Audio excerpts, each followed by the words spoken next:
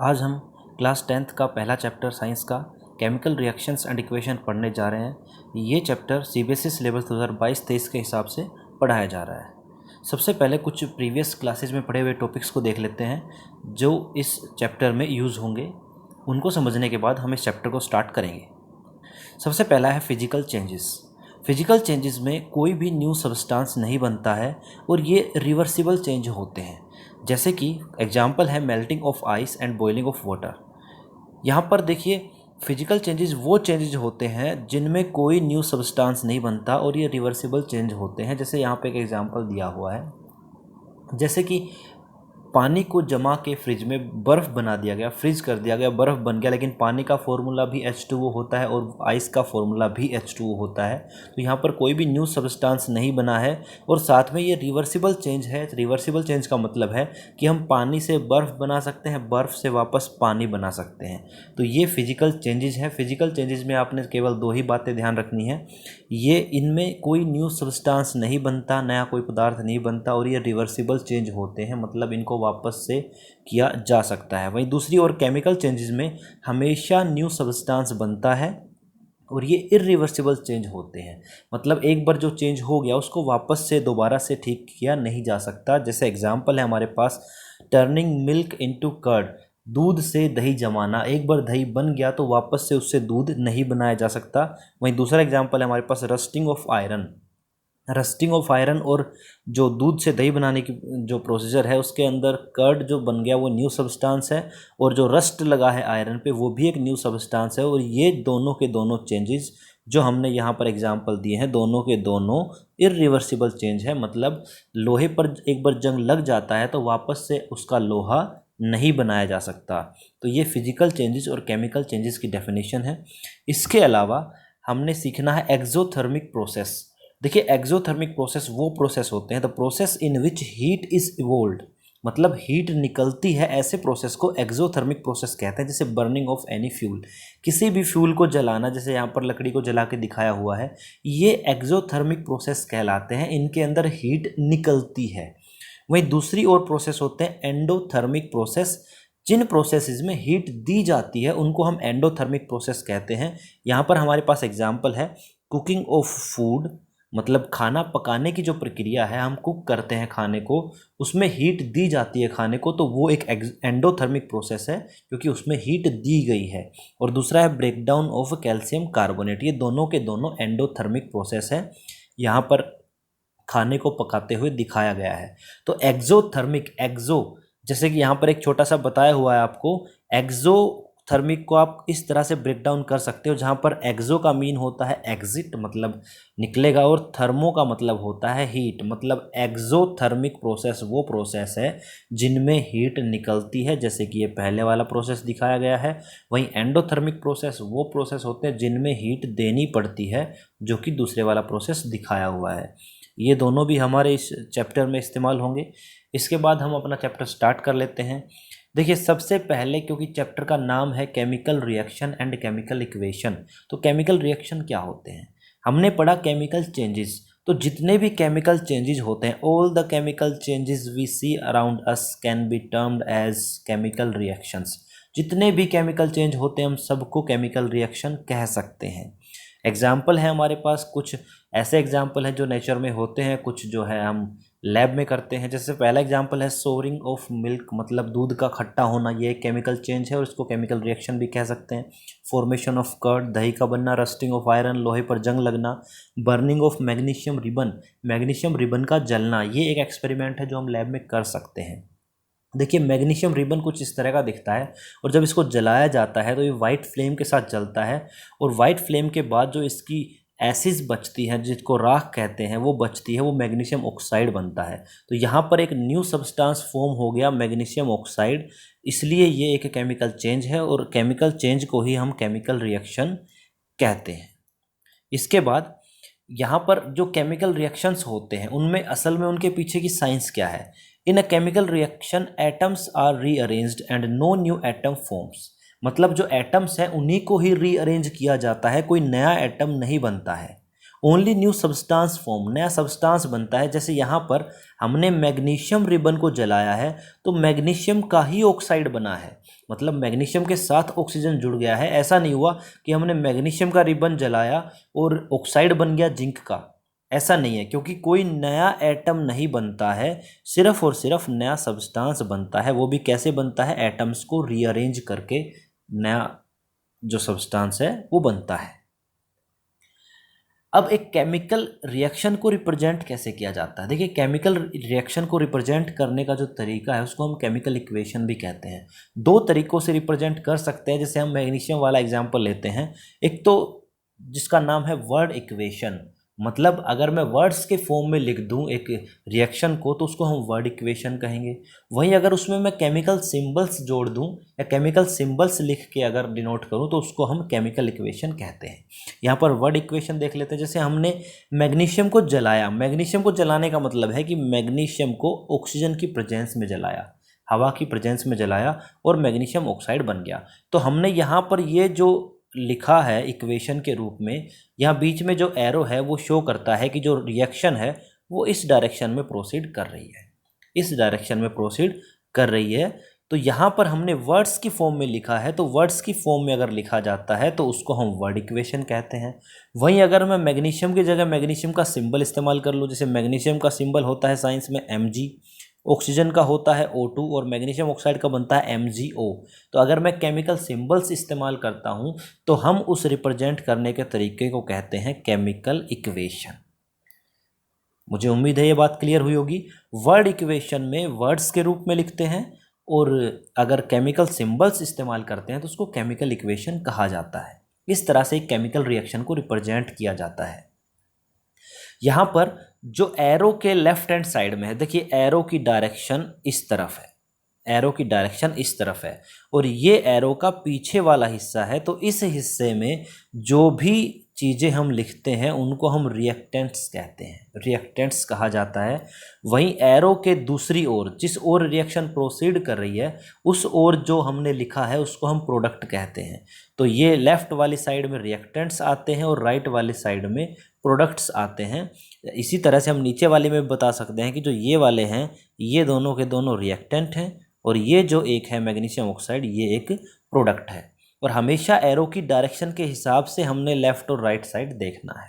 तो जो चीज़ें इस्तेमाल की जाती है रिएक्शन से पहले जो चीज़ें हैं उनको हम रिएक्टेंट्स कहते हैं और रिएक्शन के बाद जो चीज़ें बनती हैं उनको हम प्रोडक्ट्स कहते हैं। तो इस तरह से एक केमिकल रिएक्शन को रिप्रेजेंट किया जाता है। अब केमिकल जो रिएक्शन होता है केमिकल इक्वेशन के रूप में हमने शो कर दिया, उससे हम बहुत सारी इन्फॉर्मेशन निकाल सकते हैं और भी बहुत सारी इन्फॉर्मेशन निकाल सकते हैं। क्या इन्फॉर्मेशन है वो देखिए इस केमिकल इक्वेशन की हेल्प से समझते हैं। देखिए इस केमिकल इक्वेशन के अंदर यहाँ पर NaCl और ब्रैकेट में लिखा हुआ है स्मॉल लेटर्स में AQ, वहीं अगले वाले में AgNO3 और स्मॉल लेटर्स में लिखा है AQ। नेक्स्ट में जब रिएक्शन हो गई है तो प्रोडक्ट वाली साइड में यहाँ पर लिखा हुआ है S और यहाँ पर लिखा हुआ है AQ। तो जब भी आपको किसी भी रिएक्टेंट या प्रोडक्ट वाली साइड में कोई एलिमेंट है या कंपाउंड है उसके साथ ब्रैकेट में अगर कोई भी इस तरह की चीज़ें दिखाई, जैसे यहाँ पर AQ है, यहाँ पर S है, कभी कभी आपको ब्रैकेट में स्मॉल l दिखाई देगा और कभी कभी स्मॉल g दिखाई देगा, ये सारी चीज़ें उस जो भी सब्सटेंस है वहाँ पर उसका फिजिकल स्टेट दिखाती है। फिजिकल स्टेट मतलब फिजिकल स्टेट का मतलब है सॉलिड, लिक्विड या गैस। यहाँ पर अगर छोटा g स्मॉल g लिखा हुआ है तो उसको गैस फॉर्म में लिखा है, अगर L लिखा हुआ है तो वो लिक्विड फॉर्म में है, अगर S लिखा है तो वो सॉलिड फॉर्म में है, और जो AQ लिखा है AQ का मतलब है उसका पानी में सॉल्यूशन बनाया हुआ है। मतलब जैसे ये NaCl है, NaCl को सोडियम क्लोराइड या नमक कहते हैं, तो यहाँ पर जो AQ लिखा है इसका मतलब ये है कि नमक को पानी में घोल कर इस रिएक्शन में इस्तेमाल किया जा रहा है। तो ये सारी इन्फॉर्मेशन जो ब्रैकेट्स में स्मॉल लेटर्स में ये चार चीज़ें लिखी होती हैं, L मतलब लिक्विड, G मतलब गैस, S मतलब सॉलिड और AQ मतलब पानी में उसका सॉल्यूशन। ठीक है, इन सब चीज़ों से हम ये पता कर सकते हैं।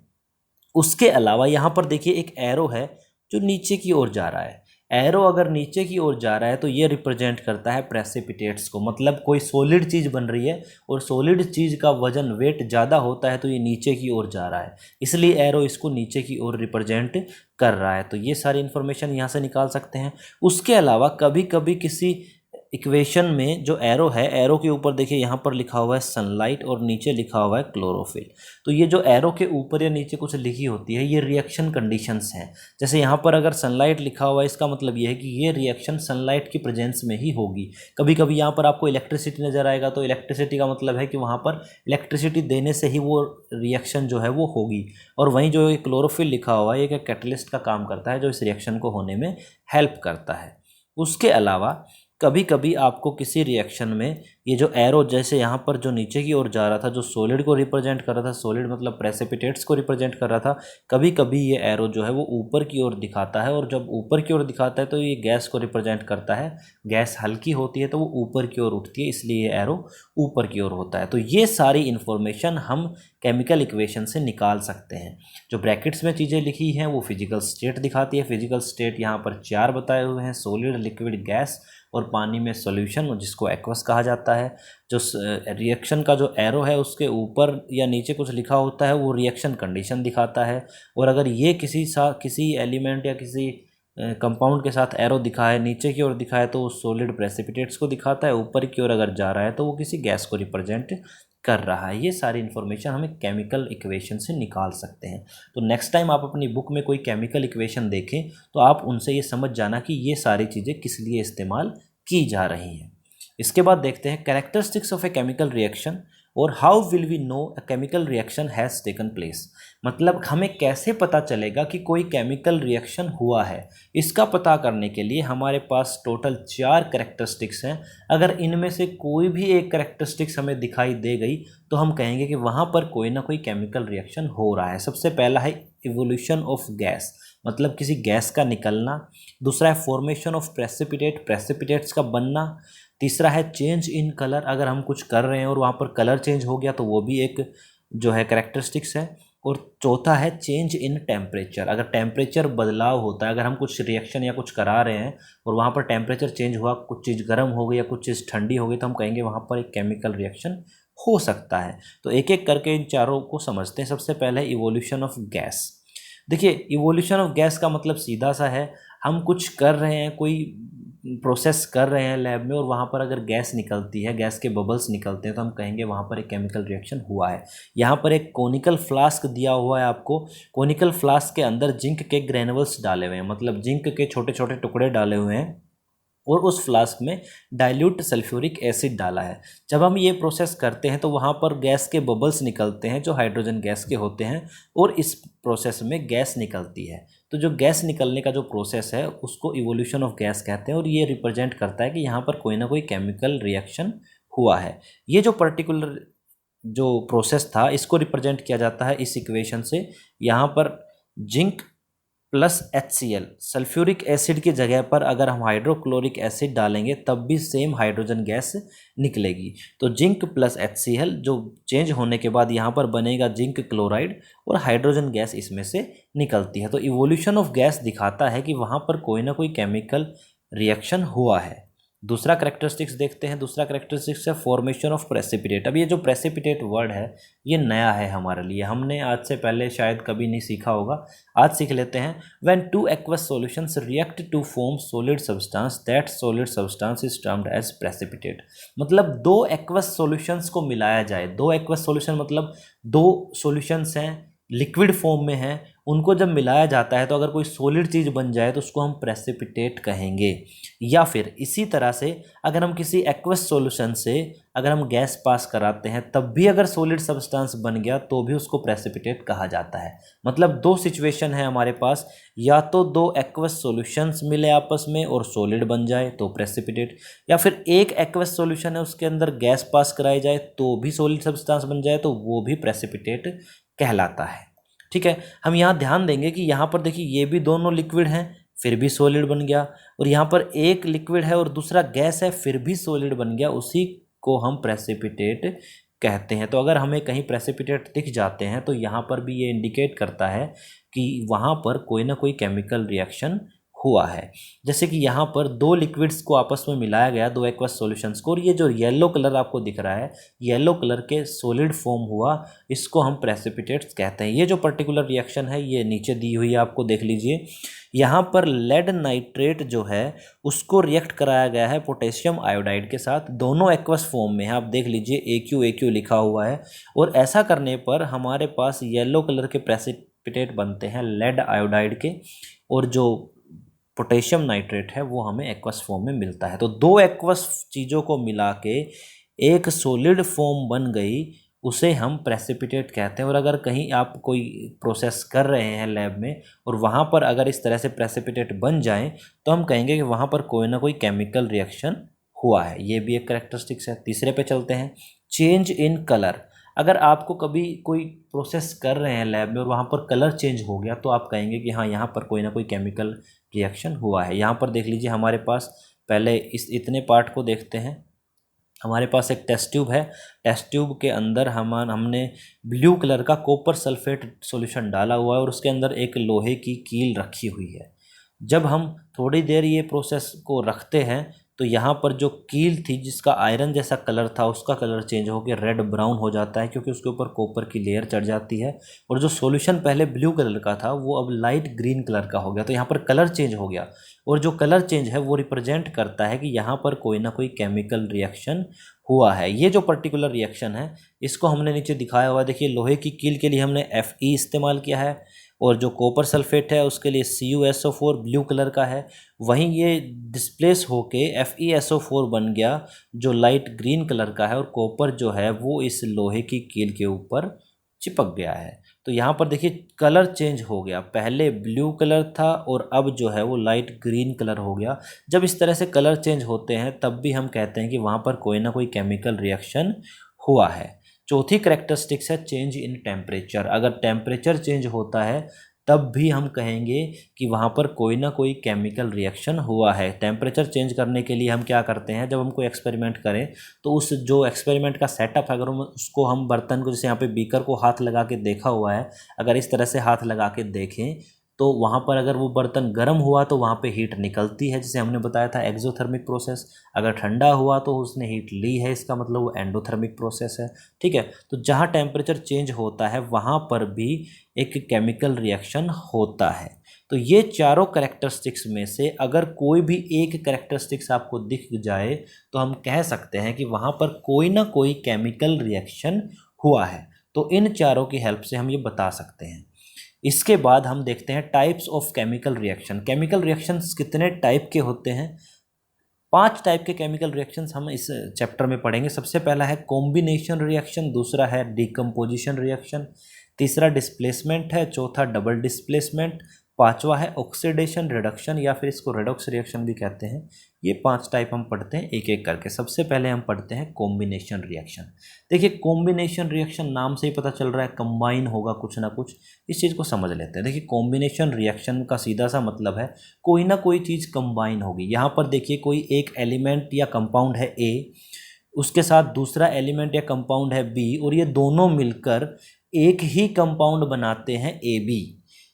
अगर दो चीज़ें मिलकर, दो अलग अलग एलिमेंट हैं, हो सकते हैं कंपाउंड हो सकते हैं, वो मिलकर अगर एक सिंगल प्रोडक्ट बनाएं तो इस टाइप की जो रिएक्शन है उसको हम कॉम्बिनेशन रिएक्शन कहते हैं। मतलब ये हुआ कि रिएक्टेंट जो हैं वो 2 या 2 से ज़्यादा हो सकते हैं, लेकिन जो प्रोडक्ट है वो केवल एक ही बनेगा। अगर इस तरह का प्रोसेस है जिसमें एक प्रोडक्ट बनता है, सिंगल प्रोडक्ट बनता है 2 या 2 से ज़्यादा रिएक्टेंट्स से, तो उसको हम कॉम्बिनेशन रिएक्शन कह सकते हैं। कॉम्बिनेशन रिएक्शन की पहचान बड़ी सिंपल सी है। हम सीधा प्रोडक्ट वाली साइड में देखेंगे और प्रोडक्ट वाली साइड में मुझे कंपाउंड दिखाई देगा केवल एक।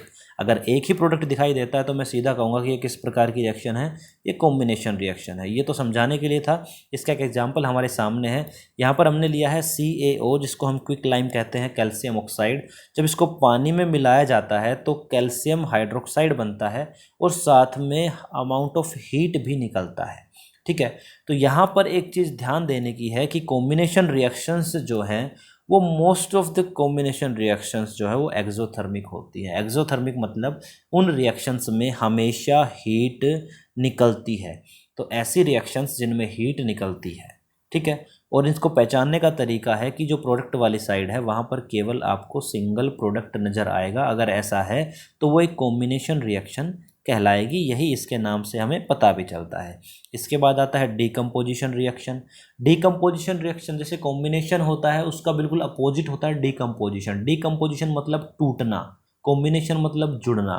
तो टूटने का मतलब हुआ कि हमारे पास एक रिएक्टेंट है और वो टूट कर दो या दो से ज़्यादा प्रोडक्ट बना लेता है। यहाँ पर क्या हो रहा है कि हमारे पास सिंगल रिएक्टेंट था और प्रोडक्ट जो हैं वो दो या दो से ज़्यादा बन रहे हैं, बिल्कुल उसका अपोजिट। और इस प्रोसेस में देखिए हमने यहाँ पर एक ट्रायंगल प्लेस किया है एरो के ऊपर। ये ट्रायंगल रिप्रेजेंट करता है कि इस प्रोसेस को करने के लिए इसको हीट दी जा रही है, इसको हीट दी जा रही है। अगर हीट देंगे तभी या एनर्जी देंगे तभी ये जो रिएक्टेंट है ये टूटकर दो या दो से ज़्यादा प्रोडक्ट बनाएगा। तो इस टाइप की रिएक्शन जिसमें सिंगल रिएक्टेंट जो है वो ब्रेक डाउन हो जाता है, टूट कर दो या दो से ज़्यादा प्रोडक्ट बना लेता है, उसको हम डीकम्पोजिशन रिएक्शन कहते हैं। इसका एग्जाम्पल है हमारे पास कैल्शियम कार्बोनेट। देखिए कैल्शियम कार्बोनेट को जब हीट किया जाता है तो ये ब्रेक डाउन हो जाता है, कैल्शियम ऑक्साइड अलग हो जाता है और कार्बन डाइऑक्साइड अलग हो जाता है। यहाँ पर अगर हम ध्यान दें तो रिएक्टेंट वाली साइड में केवल और केवल एक ही रिएक्टेंट है और प्रोडक्ट वाली साइड में दो प्रोडक्ट हैं। तो ऐसी रिएक्शन जिसमें ब्रेकडाउन होता है एनर्जी की हेल्प से, यहाँ पर एनर्जी हीट के रूप में दी जा रही है, तो इस टाइप की जो रिएक्शन है उसको हम डीकम्पोजिशन रिएक्शन कहते हैं। अब ये जो एनर्जी हम देते हैं तीन रूप में दे सकते हैं, तीन फॉर्म्स में दे सकते हैं। उसी के हिसाब से डीकम्पोजिशन रिएक्शन जो है वो तीन टाइप की होती है। सबसे पहले थर्मल डीकम्पोजिशन, जैसे अगर हीट की रूप में अगर हम एनर्जी दें तो उसको थर्मल डीकम्पोजिशन कहते हैं।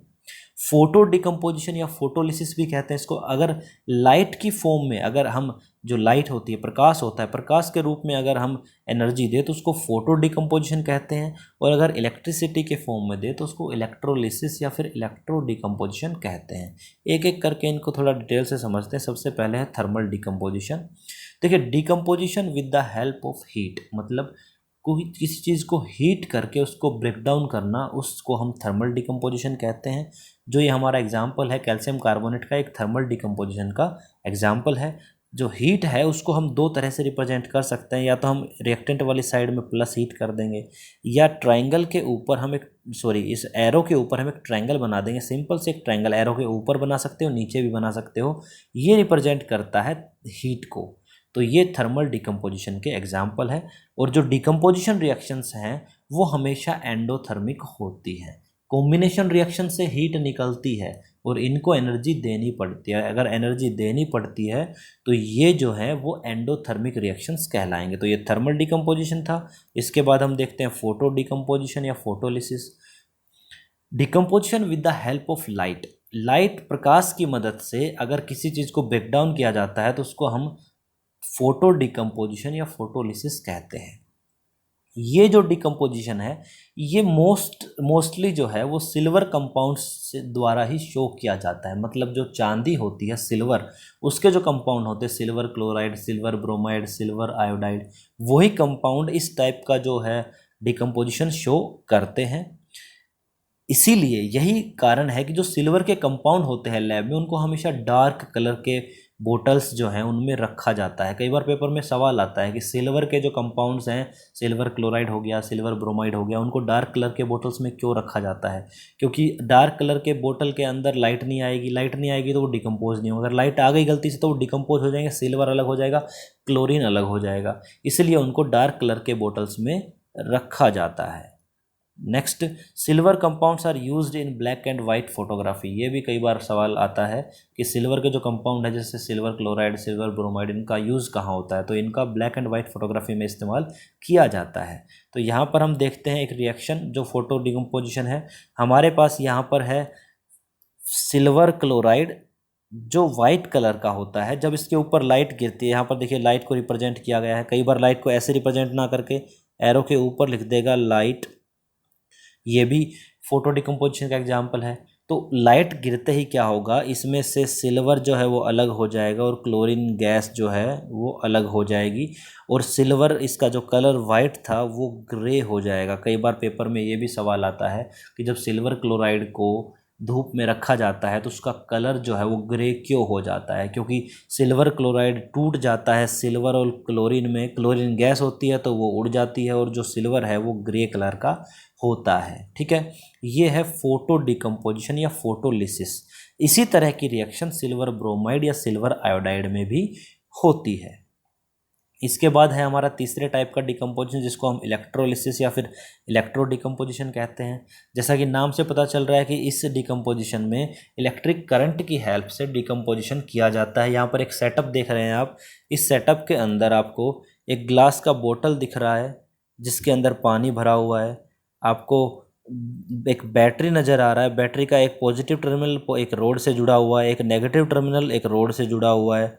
ठीक है, एक स्विच नज़र आ रहा है, एक बैटरी नज़र आ रही है। तो ये सारी चीज़ें आपको नज़र आ रही हैं यहाँ पर। इसके अलावा पानी जो है, पानी के अंदर थोड़ा सा सल्फ्यूरिक एसिड डाला हुआ है। वहीं जो रोड पॉजिटिव टर्मिनल से जुड़ी है उसको हम एनोड कहते हैं, नेगेटिव वाली रोड को कैथोड कहते हैं। और यहाँ पर जो ये रोड्स हैं जिनको इलेक्ट्रोड्स या फिर एनोड और कैथोड हैं, इनके ऊपर टेस्ट ट्यूब को इन्वर्ट करके, उल्टा करके रखा हुआ है ताकि वहाँ पर जो भी गैस बने उसको इकट्ठा किया जा सके। तो जैसे ही हम स्विच को ऑन करते हैं, जैसे ही यहाँ पर स्विच को ऑन करते हैं तो गैस के बबल्स बनना स्टार्ट हो जाते हैं इन इलेक्ट्रोड्स इनको कह रहा हूँ मैं एनोड और कैथोड को कंबाइनली इलेक्ट्रोड कह रहा हूँ। ठीक है, तो यहाँ पर जो प्लस वाला जो रोड है उसके पास ऑक्सीजन आके इकट्ठा होता है क्योंकि ऑक्सीजन के ऊपर खुद नेगेटिव चार्ज होता है। और वहीं जो माइनस वाला है उसके ऊपर हाइड्रोजन गैस इकट्ठा होता है क्योंकि हाइड्रोजन के ऊपर प्लस का चार्ज है। तो हाइड्रोजन प्लस है तो वो नेगेटिव वाले की साइड जाएगी और ये माइनस है तो वो प्लस की ओर जाएगा। इसीलिए यहाँ पर दोनों गैसें इकट्ठी हो जाती है। ये रिएक्शन जो बनता है वो इस तरह से बनता है कि जो पानी था H2O, इसको इलेक्ट्रिसिटी दी गई, यहाँ पर इलेक्ट्रिसिटी लिख सकते हैं, और हाइड्रोजन अलग हो गया और ऑक्सीजन अलग हो गया।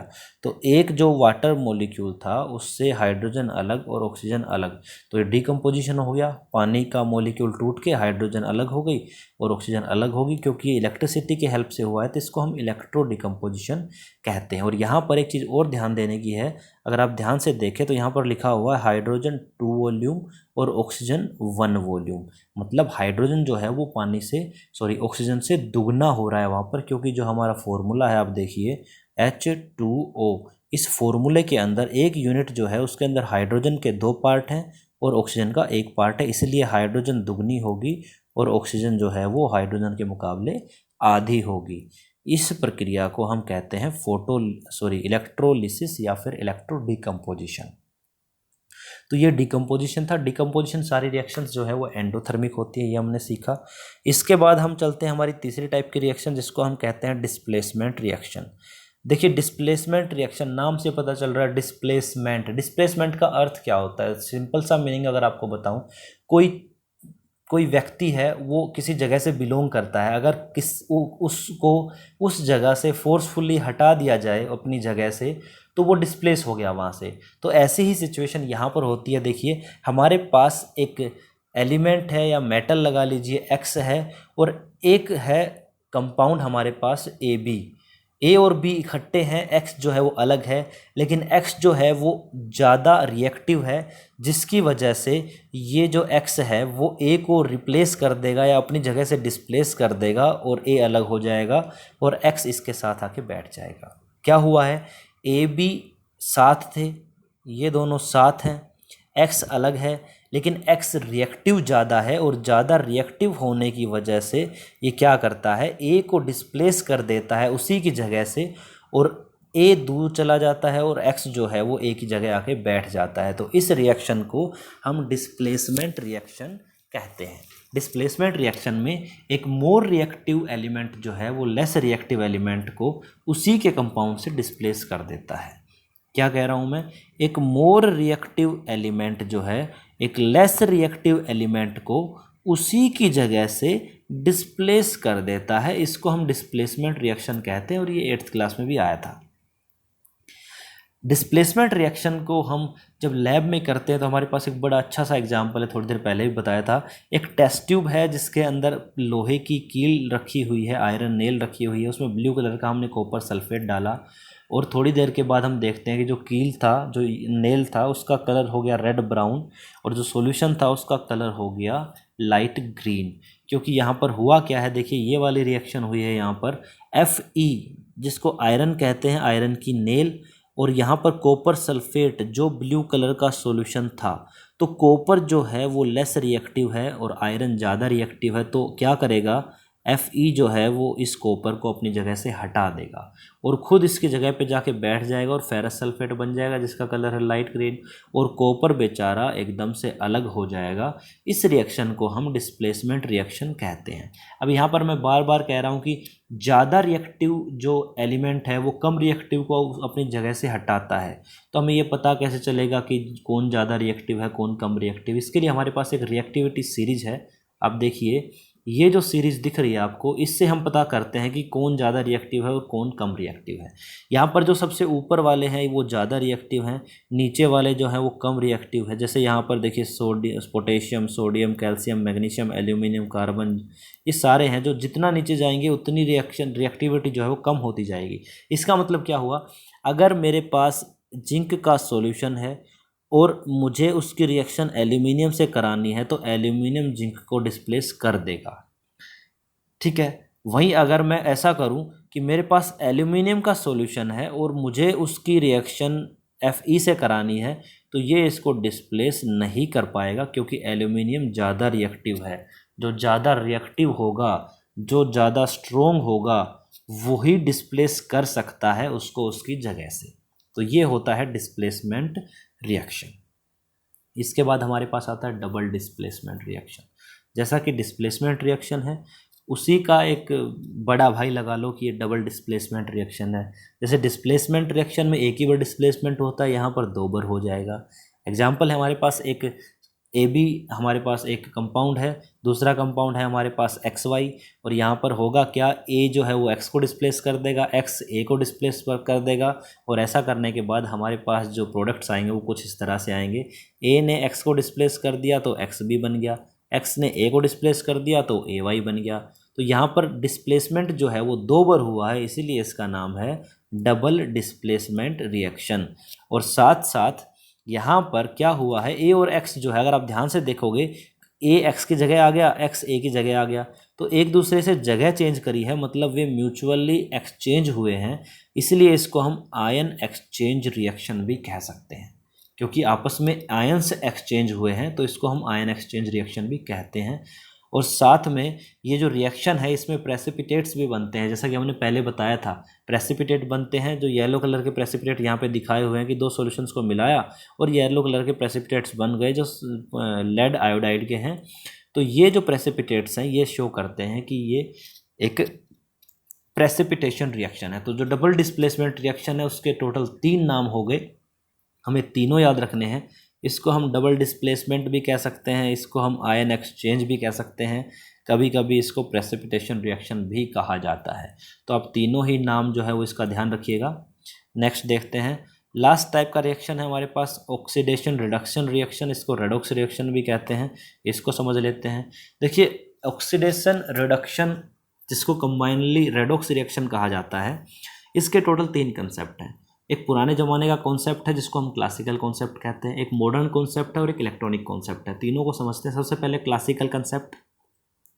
क्लासिकल कॉन्सेप्ट के हिसाब से ऑक्सीडेशन का मतलब होता है एडिशन ऑफ ऑक्सीजन। सिंपल सी बात है कि किसी के अंदर ऑक्सीजन ऐड कर दो तो वो ऑक्सीडेशन हो जाएगा, या फिर हाइड्रोजन को रिमूव कर दो। आप ये समझ लीजिए कि ऑक्सीजन और हाइड्रोजन दोनों एक दूसरे के दुश्मन हैं।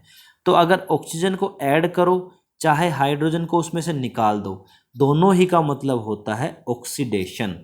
और अगर मैं उल्टा करूं, अगर मैं इसका एकदम उल्टा करूं तो उसको हम रिडक्शन कहेंगे। उल्टा मतलब अगर मैं हाइड्रोजन को जोड़ूं, एडिशन ऑफ हाइड्रोजन, या फिर ऑक्सीजन को निकाल दूं, रिमूवल ऑफ ऑक्सीजन, इस जो प्रोसेस होता है जिसके अंदर ये किया जाता है उसको हम कहते हैं रिडक्शन। तो ये हमारा क्लासिकल कॉन्सेप्ट है। दोबारा से समझ लीजिए, नया कॉन्सेप्ट है। ऑक्सीडेशन का मतलब होता है एडिशन ऑफ ऑक्सीजन और रिडक्शन का मतलब होता है रिमूवल ऑफ ऑक्सीजन। साथ में अगर हाइड्रोजन रिमूव होती है तो ऑक्सीडेशन, अगर हाइड्रोजन ऐड होती है तो रिडक्शन। इसका हमारे पास एक एग्जाम्पल है, देख लीजिए। जिंक ऑक्साइड का कार्बन के साथ जब रिएक्शन करते हैं तो हमारे पास प्रोडक्ट आते हैं जिंक प्लस कार्बन मोनोऑक्साइड। यहाँ पर देखिए दोनों रिएक्शन एक साथ हो रहा है, ऑक्सीडेशन भी और रिडक्शन भी। क्या हो रहा है यहाँ पर, जिंक ऑक्साइड जो है वो जिंक में कन्वर्ट हो रहा है, मतलब पहले ऑक्सीजन था, अब ऑक्सीजन निकल गया है, ऑक्सीजन माइनस हो गया है, मतलब यहाँ पर हो रहा है रिडक्शन। ऑक्सीजन निकला, रिमूव हुआ तो रिडक्शन हो रहा है। और वहीं पर कार्बन पहले अकेला था और उसके साथ अब ऑक्सीजन जुड़ा है, इसका मतलब यहाँ पर ऑक्सीजन जुड़ा है। ऑक्सीजन जुड़ने को हम कहते हैं ऑक्सीडेशन। तो ये ऑक्सीडेशन रिडक्शन जो रिएक्शन है ये हमेशा एक साथ होते हैं, साइमल्टेनियसली होते हैं, और इसीलिए इनको हम कभी कभी रेडॉक्स रिएक्शन कहते हैं। साथ में इसके साथ साथ एक कंसेप्ट और समझना जरूरी है। यहाँ पर जिंक ऑक्साइड जो है वो जिंक में कन्वर्ट हुआ है, मतलब इसका रिडक्शन हुआ है, और वहीं कार्बन जो है वो कार्बन मोनोऑक्साइड में कन्वर्ट हुआ है, मतलब इसका ऑक्सीडेशन हुआ है। तो यहाँ पर दो चीज़ें पढ़ना और ज़रूरी है, एक है ऑक्सीडाइजिंग एजेंट और एक है रिड्यूसिंग एजेंट। तो जिस चीज़ का रिडक्शन होता है, जैसे यहाँ पर जिंक ऑक्साइड रिड्यूस हुआ है, जिस चीज़ का रिडक्शन होता है उसको हम कहते हैं ऑक्सीडाइजिंग एजेंट, मतलब ऑक्सीडाइजिंग एजेंट कहलाएगा जिंक ऑक्साइड, और ये जो कार्बन है ये कहलाएगा रिड्यूसिंग एजेंट। रिड्यूसिंग मतलब जिस चीज़ का ऑक्सीडेशन हो रहा है, जिसमें ऑक्सीजन जुड़ रहा है, उसको हम कहेंगे रिड्यूसिंग एजेंट। ये एजेंट वाली जो चीज़ है वो एकदम उल्टी होती है, जिसका ऑक्सीडेशन हुआ वो रिड्यूसिंग एजेंट, जिसका रिडक्शन हुआ वो ऑक्सीडाइजिंग एजेंट। इस तरह से इस चीज़ को समझते हैं। अब इसके बाद आता है इसका मॉडर्न कॉन्सेप्ट। मॉडर्न कॉन्सेप्ट के हिसाब से हम ऑक्सीजन और क्या बोलते हैं हाइड्रोजन को तो नहीं देखेंगे, इसमें हम देखते हैं मेटालिक और नॉन मेटालिक को।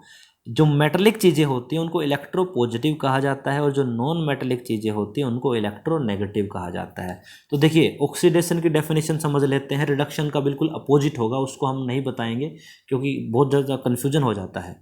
ऑक्सीडेशन का मतलब होता है एडिशन ऑफ इलेक्ट्रोनेगेटिव एलिमेंट। इस लाइन को ध्यान से पढ़िए, addition of electronegative element. Electronegative होता है नॉन मेटल्स, नॉन मेटल्स अगर ऐड होती हैं तो उसको हम कहते हैं ऑक्सीडेशन, या इसका उल्टा रिमूवल ऑफ इलेक्ट्रोपॉजिटिव। चाहे तो मेटल्स रिमूव हो जाए, मतलब जो मेटल्स हैं वो माइनस हो जाएं, चाहे तो नॉन मेटल्स जो हैं वो प्लस हो जाएं। इन दोनों में से अगर कुछ भी होता है तो वो ऑक्सीडेशन कहलाएगा। वहीं अगर इसका उल्टा है, अगर मेटल्स जुड़ना और नॉन मेटल्स हटना वो हो तो वो कहलाता है हमारा रिडक्शन। ठीक है, इसका हमारे पास एक एग्जाम्पल है sodium bromide, chlorine, sodium chloride और ब्रोमीन। देखिए यहाँ पर दो प्रोसेस हो रहे हैं। पहले प्रोसेस में क्या हो रहा है कि जो सोडियम ब्रोमाइड है उसमें से ब्रोमीन निकल गया, दूसरा जो क्लोरीन है उसमें सोडियम ऐड हो गया। ये दो प्रोसेस चल रहे हैं। अब सोडियम जो है, सोडियम एक मेटल है, मेटल का मतलब ये इलेक्ट्रोपॉजिटिव है। अब अगर क्लोरीन में सोडियम जुड़ा है, मतलब एडिशन ऑफ इलेक्ट्रोपॉजिटिव हुआ है, तो ये रिडक्शन है। मतलब ये जो नीचे वाला पार्ट जो मैंने लिखा है ये रिडक्शन है, और जो ऊपर वाला पार्ट है वो ऑक्सीडेशन है। तो इस तरह से हम इसको समझेंगे। आप ध्यान से इस चीज़ को समझ लीजिए, अगर कोई भी नॉन मेटालिक चीज जुड़ती है तो ऑक्सीडेशन होगा, अगर कोई मेटालिक चीज जुड़ती है तो वहाँ पर रिडक्शन होगा। इस चीज़ को और भी समझ सकते हैं, जैसे इलेक्ट्रोपॉजिटिव को आप प्लस के चार्ज से दिखाते हैं और इलेक्ट्रोनेगेटिव को आप माइनस के चार्ज से दिखाते हैं। तो पिछले वाले में हमने कहा था एडिशन ऑफ ऑक्सीजन, तो बात तो वही है, एडिशन ऑफ इलेक्ट्रोनेगेटिव मतलब नेगेटिव वाली चीज़ जुड़ रही है, नॉन मेटेलिक जुड़ रही है। वहीं अगर इलेक्ट्रोपॉजिटिव देखें तो हाइड्रोजन के ऊपर प्लस का चार्ज होता है, तो इलेक्ट्रोपॉजिटिव जुड़ेंगी, हाइड्रोजन जुड़ेगा तो वहाँ पर रिडक्शन होगा। उम्मीद है समझ में आ रहा होगा। फिर वहाँ पे वही बात लिखी हुई है, देख लीजिए, द एलिमेंट और कंपाउंड दैट गेट ऑक्सीडाइज्ड, मतलब जिसका ऑक्सीडेशन हो रहा है उसको तो रिड्यूसिंग एजेंट कहते हैं, और जिसका रिडक्शन हो रहा है, जो रिड्यूस हो रहा है, उसको हम ऑक्सीडाइजिंग एजेंट कहते हैं। ये एजेंट जो है वो एकदम अपोजिट होते हैं। इसके बाद है हमारे पास इलेक्ट्रॉनिक कॉन्सेप्ट। इलेक्ट्रॉनिक कॉन्सेप्ट का मतलब इलेक्ट्रॉन्स की टर्म्स में, इलेक्ट्रॉन्स की टर्म्स में सिंपल है। ऑक्सीडेशन का मतलब होता है लॉस ऑफ इलेक्ट्रॉन्स। अगर इलेक्ट्रॉन्स का लॉस होता है तो वहाँ पर ऑक्सीडेशन होगा, अगर इलेक्ट्रॉन्स का गेन होता है तो वहाँ पर रिडक्शन होगा। इसको समझने के लिए हमारे पास ना एक छोटा सा एब्रेशन है, देखिए OILRIG, इससे हम याद कर सकते हैं कि ऑक्सीडेशन का मतलब लॉस होता है या फिर गेन होता है। ओएल रिग, ओएल रिग का मतलब होता है O फॉर ऑक्सीडेशन, I से इज, L से लॉस। मतलब अगर लॉस होता है इलेक्ट्रॉन्स का तो ऑक्सीडेशन होगा, और RIG का मतलब होता है रिडक्शन इज गेन। अगर गेन होता है इलेक्ट्रॉन्स का तो वहाँ पर रिडक्शन होगा। तो टोटल ये 3 कॉन्सेप्ट हैं ऑक्सीडेशन रिडक्शन के। इसके बाद हमारे पास ये टाइप्स ऑफ रिएक्शंस तो जो है वो ख़त्म हो गए हैं। हमारे पास एक छोटा सा टॉपिक है हमारा बैलेंसिंग ए केमिकल इक्वेशन। एक केमिकल इक्वेशन को बैलेंस करना, ये काफ़ी इंपॉर्टेंट है। देखिए इस टाइप की जो रिएक्शन है जो बैलेंस्ड नहीं है उसको स्केलेटल इक्वेशन कहा जाता है। बैलेंस का मतलब देखिए आपने पुराने ज़माने में जो तराजू देखे होंगे उनमें 2 साइड होते थे, एक साइड में हम वेट रखते थे, दूसरी साइड में जिस चीज़ का वेट करना होता था उसको रखते थे। जब दोनों के दोनों जो तराजू के जो पार्ट हैं अगर वो इक्वल होते हैं तो उसको हम बैलेंस कहते हैं। लेकिन जब बैलेंस ना हो तो उस रिएक्शन को, उस इक्वेशन को हम स्केलेटन इक्वेशन कहते हैं। अब स्केलेटल में बैलेंस क्यों नहीं है ये समझते हैं। देखिए इस साइड क्लोरीन मेरे पास 1 है और इस साइड मेरे पास क्लोरीन 2 है। यहाँ पर हाइड्रोजन 1 है, यहाँ पर हाइड्रोजन जो 2 है। जिंक दोनों साइड बराबर हैं, तो सारे के सारे जो एटम्स हैं वो इक्वल नहीं हैं। अगर इक्वल नहीं है तो उसको हम स्केलेटल या फिर अनबैलेंस्ड इक्वेशन कहेंगे। इसको बैलेंस जो है, इसका बैलेंस फॉर्म कुछ इस तरह का होगा। देखिए यहाँ पर हमने क्या किया, HCl के साथ में मैंने इसको 2 से मल्टीप्लाई कर दिया। 2 से मल्टीप्लाई करने का मतलब हो गया अब यहाँ पर हाइड्रोजन भी 2 है और यहाँ पर क्लोरीन भी 2 है। अब 2 हाइड्रोजन 2 क्लोरीन और जिंक हो गया 1। ये तो हमारी रिएक्टेंट वाली साइड। प्रोडक्ट वाली साइड देखिए, 1 जिंक है दिख रहा है हमें, 2 क्लोरीन है वो भी दिख रहा है, और 2 हाइड्रोजन है वो भी दिख रहा है। तो दोनों चीज़ें बैलेंस हो गई, मतलब लेफ्ट हैंड साइड और राइट हैंड साइड दोनों हो गई इक्वल। इसको हम कहते हैं बैलेंस्ड इक्वेशन। अब ये बैलेंसिंग की क्यों जाती है उस चीज़ को समझते हैं। Why balancing is required. देखिए in a balanced equation number of atoms are same on both sides of the arrow, thus follow Dalton's law और कंजर्वेशन ऑफ मास। देखिए डॉल्टन्स लॉ कह लीजिए या फिर कंजर्वेशन ऑफ मास कह लीजिए, ये दोनों लॉ ये कहते हैं कि रिएक्शन से पहले और रिएक्शन के बाद में जो मास है वो नहीं घटेगा। ये तो कंजर्वेशन ऑफ मास कहता है। और डॉल्टन्स लॉ कहता है कि कोई भी एटम को बनाया नहीं जा सकता और कोई भी एटम को डिस्ट्रॉय नहीं किया जा सकता। No atom can be created और destroyed in a chemical reaction. तो यहाँ पर अगर मेरे पास इस साइड 1 हाइड्रोजन 1 क्लोरीन है और दूसरी साइड 2 हाइड्रोजन 2 क्लोरीन है, इसका मतलब ये है कि इसमें क्लोरीन और हाइड्रोजन बढ़ चुके हैं, इंक्रीज हो गए हैं, लेकिन वो पॉसिबल नहीं है। इसीलिए इसको बैलेंस करना ज़रूरी है। जैसे ही हमने इसको बैलेंस किया, सभी एटम्स की जो संख्या है, नंबर ऑफ एटम्स जो है वो इक्वल हो गए हैं, इसीलिए बैलेंस करना ज़रूरी है। और बैलेंस जो है, बैलेंस्ड इक्वेशन, वो लॉ ऑफ कंजर्वेशन ऑफ मास को एग्री करती है, फॉलो करती है। अब कैसे हम बैलेंस करते हैं उस चीज़ को समझते हैं। बड़ी सिंपल सी इक्वेशन लेते हैं। जो बैलेंस करने का तरीका है उसको हम हिट एंड ट्रायल मेथड कहते हैं। मतलब हम कोशिश करेंगे, हम कोई नंबर सेलेक्ट करेंगे, उसको पुट करके देखेंगे, अगर सही हुआ तो ठीक, नहीं हुआ तो फिर कोई नंबर बदल के चेक करेंगे। इसको हम हिट एंड ट्रायल मेथड कहते हैं। हिंदी में बोले तो तुक्का मार मेथड कहते हैं इसको। तुक्का लगाओ और आगे बढ़ो। तो यहाँ पर देखिए हमारे पास एक इक्वेशन है Mg+O2 और MgO। इसको बैलेंस करना। देखिए बैलेंस करने के लिए मैं क्या करता हूँ, एक टेबल बना लेता हूँ जिसमें एक साइड रिएक्टेंट, दूसरी साइड प्रोडक्ट, और जो भी चीज़ें यूज हो रही है, जैसे यहाँ पर मैग्नीशियम यूज हो रहा है, ऑक्सीजन यूज हो रहा है, मैं लिख लेता हूँ कि रिएक्टेंट वाली साइड में मैग्नीशियम 1 है, ऑक्सीजन जो है वो रिएक्टेंट वाली साइड में 2 है, वहीं दूसरी ओर मैग्नीशियम प्रोडक्ट वाली साइड में 1 है और ऑक्सीजन जो है वो 1 है। अब यहाँ से हमें पता चल रहा है कि जो मैग्नीशियम वो पहले से बैलेंस्ड है क्योंकि दोनों बराबर हैं, लेकिन ऑक्सीजन बराबर नहीं है। तो हम क्या करेंगे, प्रोडक्ट वाली साइड को 2 से मल्टीप्लाई कर देते हैं। अगर मैं इसको 2 से मल्टीप्लाई कर देता हूँ तो यहाँ पर मेरे पास हो गया Mg जो है वो भी 2 हो गया प्रोडक्ट वाली साइड, और ये भी 2 हो गया। तो ऑक्सीजन तो बैलेंस हो गया। अब दूसरी बार क्या है कि यहाँ पर रिएक्टेंट वाली साइड में 1 मैग्नीशियम है और वहाँ पर 2 है, तो मैं यहाँ क्या करूँगा, यहाँ भी 2 से मल्टीप्लाई कर दूंगा।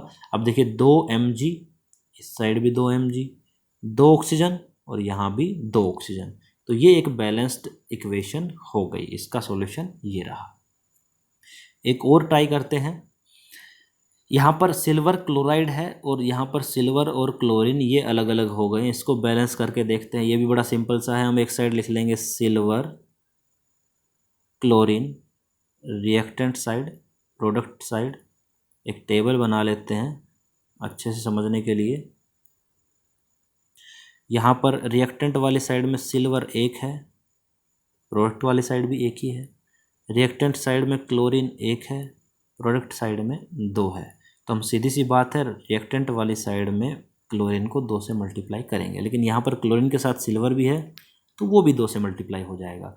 जैसे ये 2 से मल्टीप्लाई हुआ तो यहाँ पर ये Ag जो है वो रिएक्टेंट वाली साइड में 2 हो गया, और जैसे ये 2 हुआ तो हम इसको भी 2 कर लेते हैं। इसको 2 करने के लिए हम यहाँ 2 से मल्टीप्लाई कर लेंगे। जैसे 2 से मल्टीप्लाई करेंगे तो ये हो जाएगा बराबर। अब देखिए 2 सिल्वर 2 सिल्वर 2 क्लोरीन, यहाँ पर भी 2 क्लोरीन, हो गई बैलेंस। तो इस तरह से किसी केमिकल इक्वेशन को बैलेंस किया जाता है। ठीक है, यहाँ पर हमारा ये चैप्टर जो है वो ख़त्म हो गया है। पूरा का पूरा चैप्टर CBSE सिलेबस 2022-23 के हिसाब से पूरा चैप्टर इस सिंगल वीडियो में है। मुझे उम्मीद है आपको ये चैप्टर समझ आया होगा। अगर किसी की कोई क्वेरी रहती है तो कमेंट सेक्शंस में बता दीजिए। Thank you.